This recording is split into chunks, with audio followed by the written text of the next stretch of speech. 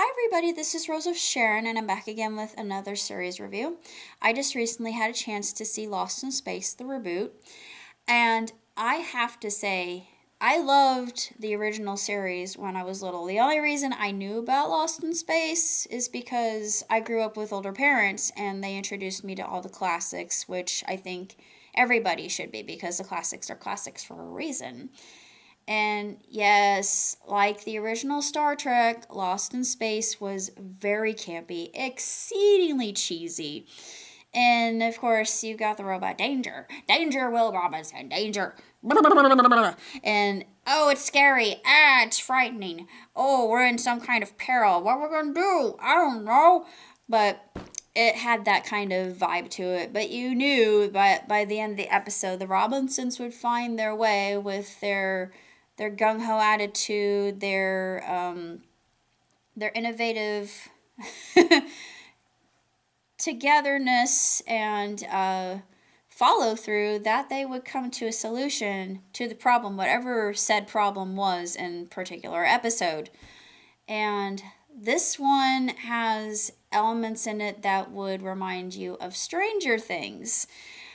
And not only that, there is a bigger realm at hand, and I love the creature that Will encounters. And yes, it resembles a robot. However, I don't think it's a robot. I think it is something that is synthetic. I think that it's a symbiosis of maybe silicon based life form with nanites infused into it. And there's a reason I said that, but I'm not going to go into it because that'll be a big spoiler.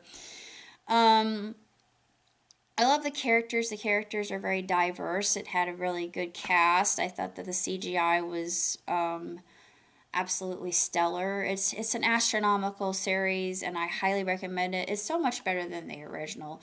This has no camp in it, and it has some adult language, but yeah, it's not bad. It's something that everybody can enjoy. It's a family show, and there are lots of good moral lessons to be taken away from it.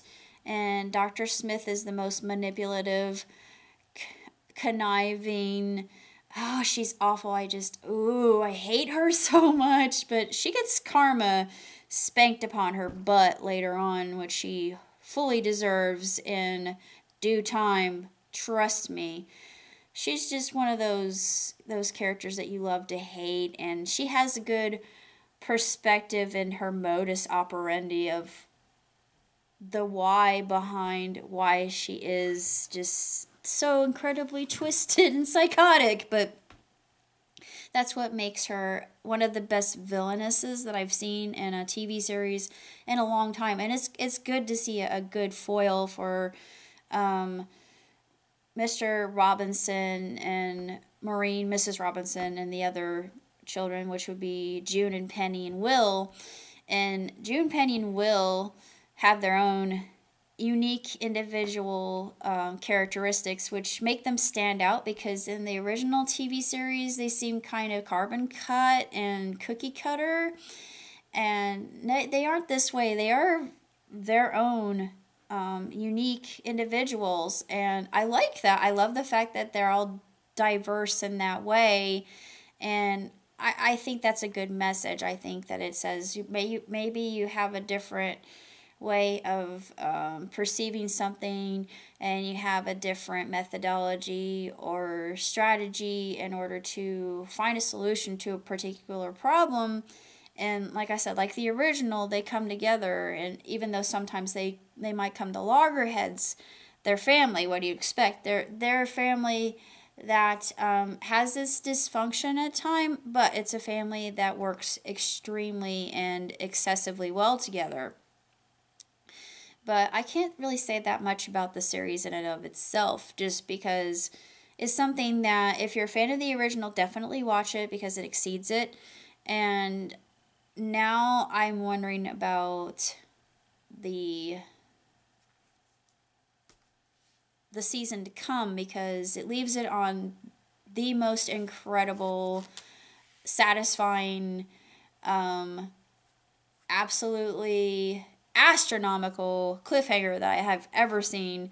And well, I came to the deduction earlier. My good friend didn't know it was coming. I thought, well, why? How couldn't you? It makes sense. Everything fits together, and it leads up to that point. And you think, now we're getting into some vast unknown territory, quite literally. And I think that's what makes it unique in and of itself, because that's life. Life is risk. And I think it tackles that quite well, because I don't really see a lot of TV shows really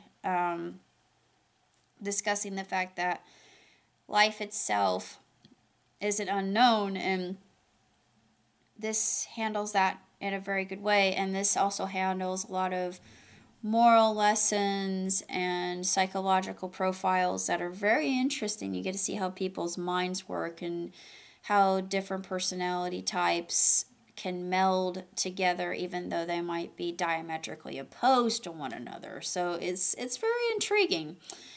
I don't really have much else to say about